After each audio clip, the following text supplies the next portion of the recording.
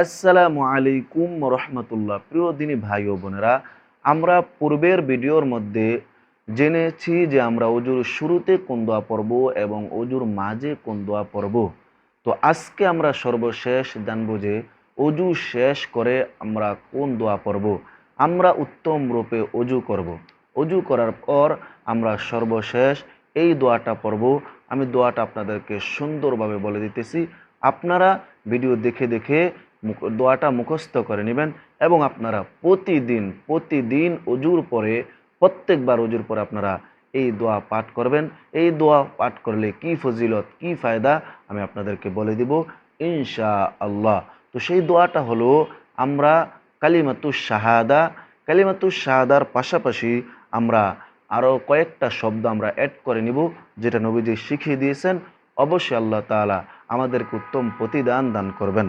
তো সেই দোয়াটা হলো, আশহাদু আল্লা ইলাহা ইল্লাল্লাহু ওয়া আশহাদু আন্না মুহাম্মাদান আবদুহু ওয়া রাসূলুহু আল্লাহুম্মা জাআলনি মিনাত তাওয়াবিনা ওয়াজআলনি মিনাল মুতাতাহহিরিন।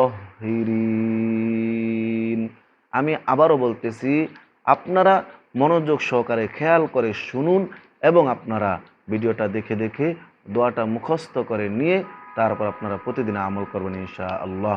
আশহাদু আল্লা ইলাহা ইল্লাল্লাহু ওয়া আশহাদু আন্না মুহাম্মাদান আবদুহু ওয়া রাসূলুহু আল্লাহুম্মা জাআলনি মিনাত তাওয়াবিনা ওয়াজআলনি মিনাল মুতাতাহহিরিন। তো এই দোয়ার অর্থ হলো, আমি সাক্ষ্য দিতেছি যে আল্লাহ তাআলা ব্যতীত ইবাদতের উপযুক্ত আর কোনো মাবুদ নাই, তিনি একক এবং তাহার কোনো শরিক নাই।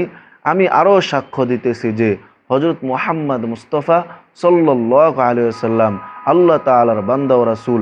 হে আল্লাহ, আমাকে তাওবাকারীদের শ্রেণীযুক্ত করিয়া লও। হে আল্লাহ, আমাকে পবিত্রতা রক্ষাকারীদের শ্রেণীযুক্ত করিয়া লও। সর্বশেষ যেই কথাটা এখানে আসছে, হে আল্লাহ, আমাকে তওবাকারীদের অন্তর্ভুক্ত করে নাও, সুবহানাল্লাহ, এবং আমাকে আপনি পবিত্রতা রক্ষাকারীদের অন্তর্ভুক্ত করে নাও এবং আমাকে পবিত্র করে দাও, সুবহানাল্লাহ। প্রিয় দিনী ভাই বোনেরা, আমরা অবশ্যই পুরাটা দোয়া আমরা শিখে নিব, আমল করব।